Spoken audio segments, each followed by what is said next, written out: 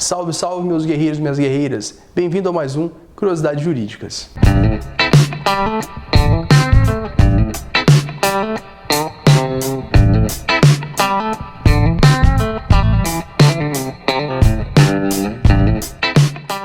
Queridos e queridas, hoje a gente vai tratar de um tema super relevante que voltou a ser tema de discussão, que é a questão do alcoolismo e direção de veículo automotor. Isso porque a Organização das Nações Unidas fez uma reunião em Estocolmo e trouxe como uma meta a redução em 50% do número de mortes no trânsito. E os países signatários começaram a fazer diversas alterações legislativas no intuito de aumentar a punição daqueles infratores de trânsito. Nós tivemos duas grandes alterações legislativas, foi em 2012 e 2016, e agora em 2020 uma outra, que é a Lei 14.071. Essas alterações legislativas elas são relevantes porque elas demonstram uma diminuição no número de mortes no trânsito, como os próprios dados trazem aí para você. Como vocês podem observar nos dados, do ano de 2000 a 2010 houve um aumento exponencial nas mortes de trânsito. De 2011 para 2012, já houve um aumento aí de 3,6%. Em 2013, uma redução de 5,6%. E em 2014, os dados voltaram a subir aí para 43.780 mortes, que corresponde a um aumento de 3,58%. A partir de 2015, os números só decaíram. Tivemos uma queda para 38.651 mortes, em 2016 para 37.345, em 2017 para 35.374 pessoas que morreram por acidente de trânsito e em 2018 para 32.655. Em 2019 e 2020, considera-se também uma redução exponencial na morte de trânsito em decorrência de acidente. Com base nesses números das alterações legislativas, percebe que quanto mais rigorosa vai ficando essas alterações na lei, menos pessoas morrem em decorrência de acidente de trânsito, o que é super vantajoso. Agora, a última alteração que nós tivemos foi a Lei 14.071 de 2020, que acrescentou o artigo 312B no Código de Trânsito Brasileiro. Já vamos falar sobre esse artigo, mas em decorrência desse acréscimo, essa discussão voltou novamente a ser alvo de manifestação por juristas e outros profissionais da área.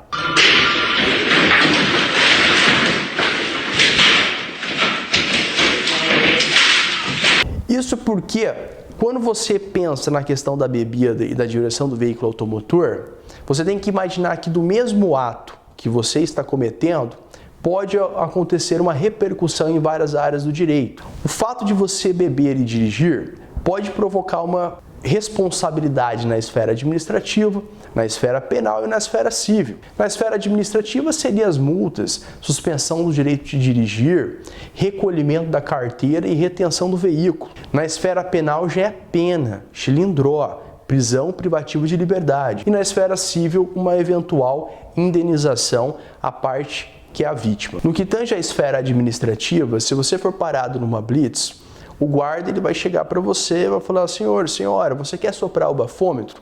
Você pode escolher se vai ou não soprar aquele instrumento. O qual é que a forma de verificação se você está sob a influência de álcool não é apenas com o bafômetro. É possível outros exames, perícias e outros procedimentos regulamentados pelo CONTRAN que vão atestar se você estava ou não sob a influência de álcool. Inclusive é possível situações onde eles chamem testemunhas, justamente para evitar questões como a pessoa está nitidamente bêbada, mas não quer soprar o bafômetro. Agora está mentindo.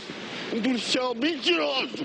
Mas ele tem testemunha, ele disse que o moço parou ele. Qual testemunha que tem? Se ela soprar o bafômetro ou se ela estava com vários sinais indicativos de que estava bêbada, ela responderá por multa, suspensão do direito de dirigir por 12 meses, retenção do veículo e recolhimento da carteira. Porque eu quero ficar livre do bafômetro. Esse bafômetro meu tá livre.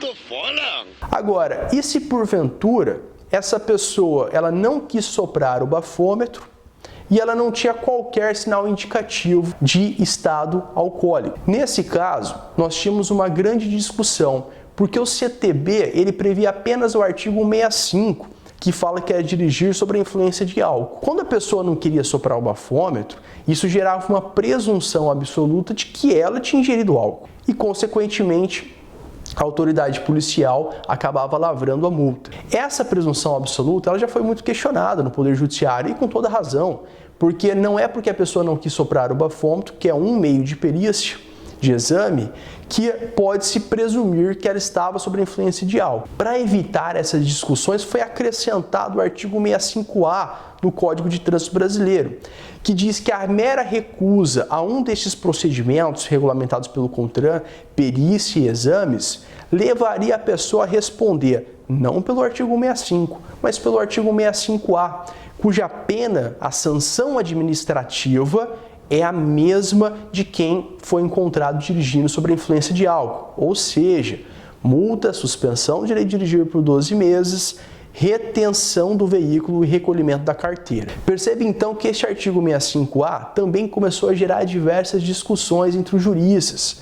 Alguns tribunais começaram a declará-lo inconstitucional. Um exemplo, a turma recursal do Rio Grande do Sul. E por conta disso, hoje nós temos uma discussão enorme sobre esse dispositivo, que está em sede de repercussão geral no recurso extraordinário 1224374, perante o Supremo Tribunal Federal. Neste recurso extraordinário, com repercussão geral reconhecida, o Supremo vai chancelar se o artigo 65A é constitucional ou inconstitucional. Com máximo respeito, este procurador entende que o artigo é constitucional. Os fundamentos que levam a crer que ele seja inconstitucional são com base em princípios que são aplicados ao direito penal e não ao direito administrativo. Individualização da pena, presunção da inocência, não produzir provas contra si mesmo, todos esses direitos individuais são relacionados ao direito penal, não havendo implicação na seara administrativa. Voltando a lembrar que quanto mais rigoroso for os dispositivos legais, menor a taxa de mortes, como os próprios números já comprovam. Agora, e com relação à seara penal, como é que fica a situação? Se você for pego dirigindo, você já viu comigo, que pode responder pelo artigo 65, que é sobre a influência de álcool, ou a mera recusa implicaria no artigo 65A. Agora, como que fica na seara penal? Você responderá por um crime? E a resposta é claro que sim. Se você for pego dirigindo sobre a influência de álcool, você vai responder meramente pelo artigo 306 do Código de Trânsito Brasileiro. Mas para detectar se você estava ou não sob a influência alcoólica, é necessário que haja 3 decigramas de álcool por litro de sangue ou 0,3 miligrama de álcool por litro de ar alveolar. Então perceba, se você soprar o bafômetro e não der essas medidas, você vai responder pela sanção administrativa, mas não pela sanção penal. Agora, se a pessoa se recusou a fazer o teste do bafômetro, perfeitamente plausível na seara penal, temos ainda que verificar se ela estava com outro sinal indicativo de bebida alcoólica. Caso esteja, também responderá pelo dispositivo. Não bastaria então fazer o bafômetro, tá? É possível então que ela responda por um crime se ela estivesse em situação extremamente bêbada, onde fosse de fácil visualização, através de testemunhas, imagens, vídeos e outros meios. Fala com a gente aqui. Parece que tá dormindo mesmo. Fala com a gente aqui, rapaz. Entretanto, se ela estava sob o efeito de álcool, dirigindo o veículo, o que aconteceria se ela porventura causasse uma lesão corporal ou até mesmo um homicídio sob a direção do veículo automotor? Neste caso, há dispositivos específicos no Código de Trânsito Brasileiro. As penas, no caso de homicídio culposo, que é de detenção de 2 a 4 anos, sob a influência de álcool vão para 5 a 8 anos de reclusão. Já na lesão culposa, que é de 6 meses a 2 anos, se ocasionada sob a influência de álcool, vão para 2 anos e 5 anos. Percebam então que a qualificação de estar sob a influência de álcool e cometer um crime de homicídio culposo ou de lesão corporal culposa aumenta muito a pena, porque transforma este crime em qualificado. E agora, finalmente, o que a Lei 14.071 trouxe de inovação com relação a essas duas situações? Quais sejam lesão corporal culposa ou homicídio culposo em veículo automotor sob a influência de álcool. A intenção do legislador, quando acrescentou o artigo 312b no Código de Trânsito Brasileiro, foi necessariamente não ter mais a possibilidade da pena privativa de liberdade ser substituída por uma pena restritiva de direitos. Ou seja, mesmo a pessoa sendo apenada, seria possível ainda você tirar a pena privativa de liberdade e substituí-la por uma pena restritiva de direitos, que é aquela pena de limitação ao final de semana, prestação ao serviço à comunidade, perda de bens e valores e outras, descritas no artigo 43 do Código Penal. Então, ao invés da pessoa ser presa, a pena dela poderia ser substituída por uma pena restritiva de direitos, que é muito mais tranquilo de ser cumprida. A Lei 14.071 acrescentou o artigo 312b no Código de Trânsito Brasileiro para excluir essa possibilidade. Ou seja, no caso de lesão culposa ou homicídio culposo sobre o veículo automotor na influência de álcool, não poderia mais ter a substituição para a pena restritiva de direito. Você extrai essa intenção do legislador dos próprios parlamentares. O deputado Juscelino Filho, no parecer que ele foi emitir quanto à emenda que foi acrescentado no projeto de lei, justamente colocando o artigo 312b no CTB, ele especificou que a intenção deles era não caber mais a substituição da pena privativa de liberdade por uma restritiva de direito. Mas a redação do dispositivo, com todo o respeito, foi péssima. A redação do dispositivo deixou uma margem interpretativa muito grande, porque ao invés de excluir a pena restritiva de direito, o que eles fizeram? Eles disseram que não cabe o inciso 1º do artigo 44 do Código Penal. Queridos, o que acontece com isso? O artigo 44, ele traz quais são os requisitos de cabimento da pena restritiva de direito. No inciso 1º, que só cabe a substituição para a pena restritiva de direito se o crime for doloso, com pena até 4 anos, e não foi cometido sob violência ou grave ameaça. No crime culposo, que são os nossos exemplos aqui de lesão culposa ou homicídio culposo do Código de Trânsito Brasileiro, aí é qualquer pena. No inciso 2º, especifica que não cabe reincidência de crime doloso.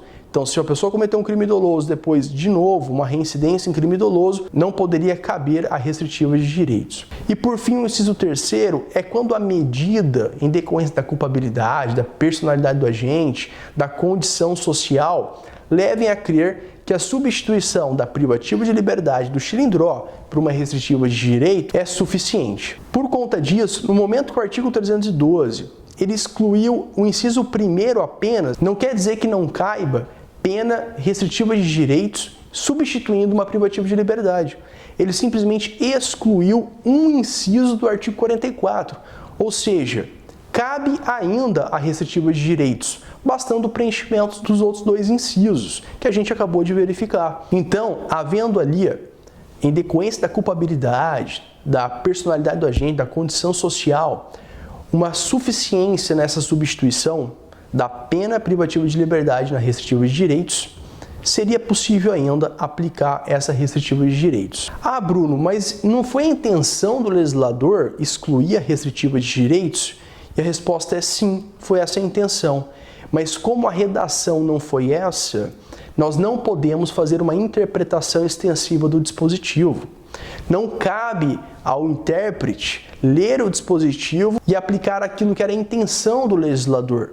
Não, cabe ao intérprete aplicar aquilo conforme está ali, no artigo 312b do Código de Trânsito Brasileiro. Isso já foi muito discutido no próprio Supremo Tribunal Federal e já está chancelado nessa seara de que, em decorrência do princípio da reserva legal, da estrita legalidade, não cabe uma interpretação extensiva destes dispositivos penais. Por conta disso, entendo que ainda é cabível sim a pena restritiva de direitos substituindo a privativa de liberdade, no caso de uma lesão culposa ou homicídio culposo praticado sobre veículo automotor sob a influência de álcool. Muito obrigado, Congresso Nacional.